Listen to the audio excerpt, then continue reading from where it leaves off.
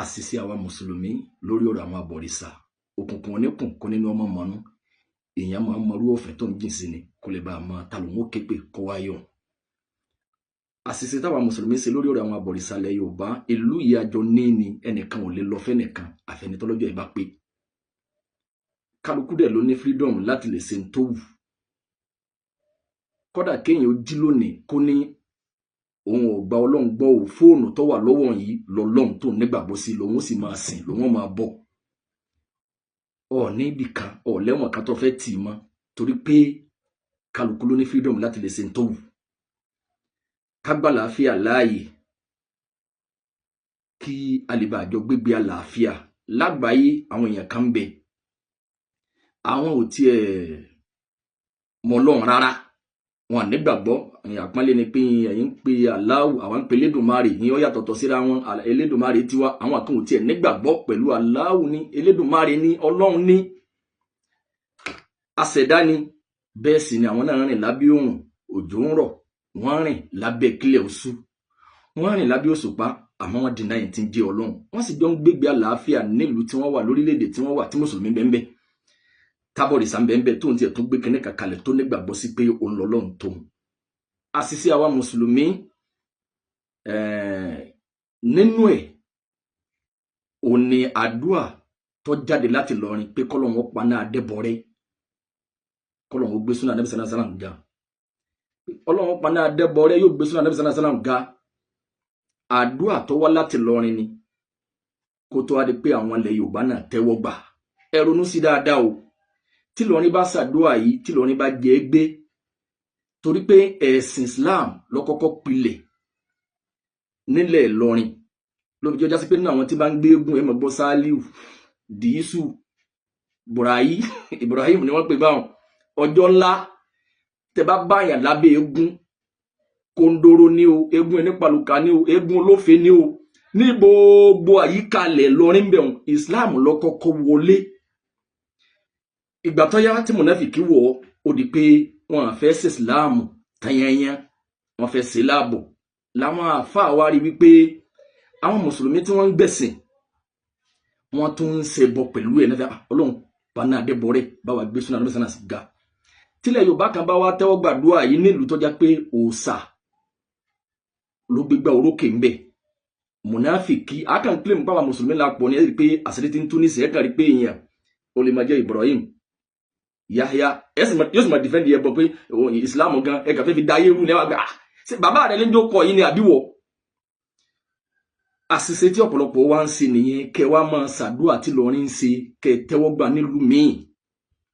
yẹn pọ̀nyẹ́rin ni ó dà torí pé ẹ mọ̀ pé ẹ bọ̀ yìí àwọn kan ní ń ṣe kẹ máa wá ṣerú àdúrà yìí lójú wọn pé Ọlọ́run paná Adébọ̀rẹ́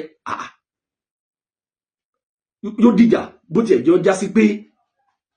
ẹ bò lè parẹ́ táyé ó fi parẹ́ gẹ́gẹ́ báwa náà sì gbà bọ́lọ̀ náà ti sọ fún wa ká máa wá ṣerú àdúrà yìí ẹ má fara wérò Ìlọrin látara àdúrà yìí. Àṣìṣe wa àkọ́kọ́ nìyẹn. Sẹ́ẹ̀sì rí pé ẹ̀rí pé orí TikTok kì í sin orí Facebook àwọn Aborisa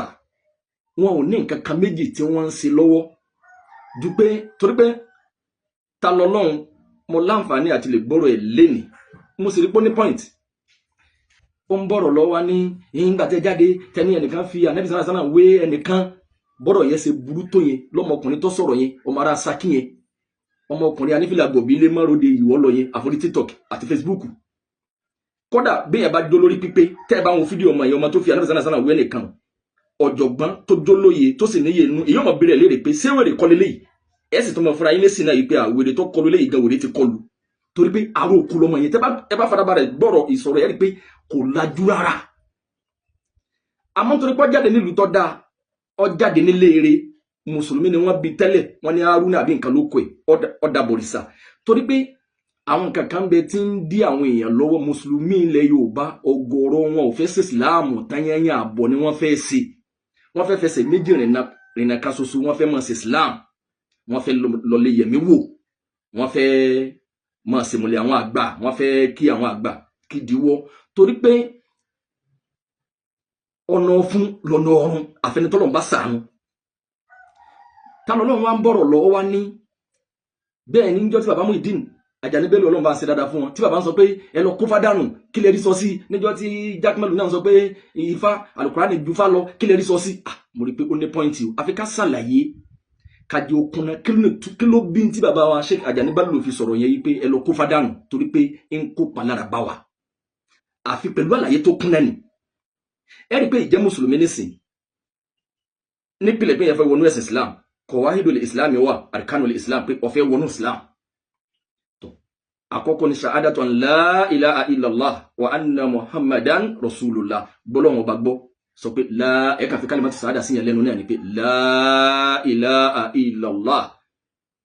sọ pé kò sí ọba kan la ma'buda bi haqqin illallah ìní fún ẹnìkan níjọsìn mi má jọlọ́wọ́n bá kan ṣoṣo lọ. Wa ashhadu anna Muhammadan rasulullah mo wá jẹ́rìí pé Ànábì sallallahu alaihi wasallam òjíṣẹ́ Ọlọ́run ni wa iqami salat ọmọ wa kírun wa ita'i zakat ọmọ yọ saka wa sawmi Ramadan ọmọ gbààwẹ̀ Ramadan wa hajjil bayt man istata'a ilayhi sabil ó wá lọ aji bagbára rẹ̀ bá ká. Àwọn kankan bẹ tí àwọn àtàwọn Aborisa fi jọra wa táwọn náà fi ń claim pé kí wá ní yàtọ̀ ẹ̀yin náà ń kírun ta lè ń kírun fún sáàrí ni wọ́n rí torí pé wọ́n rí Ọlọ́run tá ń kírun fún níwájú. Wọ́n wá ní ẹ̀wọ̀n pa àwọn ní ẹlẹ́bọ àwọn táwọn tiẹ̀ tún gbé kékeré kalẹ̀ táwọn tiẹ̀ tún jọ́sìn fún gan-an ẹ̀yin táyọ̀ wá rí kankan wájú yín kọ́. Ẹ rí pé kẹ́ tó lè ṣàlàyé kó tó lè clear sí yàn báwọn wípé ìgbàgbọ́ tiwa àgbà pé ẹni tó dáyé tó dọ́run òun ló dá wa òun ní rọ̀jò òun ní ràn bàbá wa fẹ́ sìn ó ní lànà. Àwa mùsùlùmí á sìn lọ ní wákàtí 5 lójúmọ́ ìrun àárọ̀ ìyálẹ̀ta ọwọ́ rọ̀lẹ́ magribi ìṣáì ẹwọ̀n táǹkì àwa lè kírun wákàtí 5 àwọn yìí gbogbo wọn yìí Ọlọ́run dákun bòmí lówó dákun jọ́nà mi ọ̀la kò sí mbẹ́ o. Ọlọ́run tó wá kí wọ́n lọ pé wala tad'u min dunillah ma la yanfa'uka wala yadurruka. Ọlọ́run ní má sìn nǹkan mi lẹ́yìn mi Ọlọ́run má pè nǹkan mi má dà pọ̀ ní tí ò lè sí ọ láǹfààní kò lè kó nira bá o. Fa in fa'alta Ọlọ́run ní bá wá sí bẹ́ẹ̀ fa innaka idha minas zalimin tó bá ti lè dá nǹkan pọ̀ mọ́jọ́sìn àjẹpọ̀ ti sàbòsí sí mi Ọlọ́run nígbà yẹn fún Ọlọ́run níjọ́sìn tayanya pè é lọ́kan sìn lọ́kan bẹ́ẹ̀ lọ́kan. Ifá nípìlẹ̀ tó bá jẹ́ pé ìjọsìn ni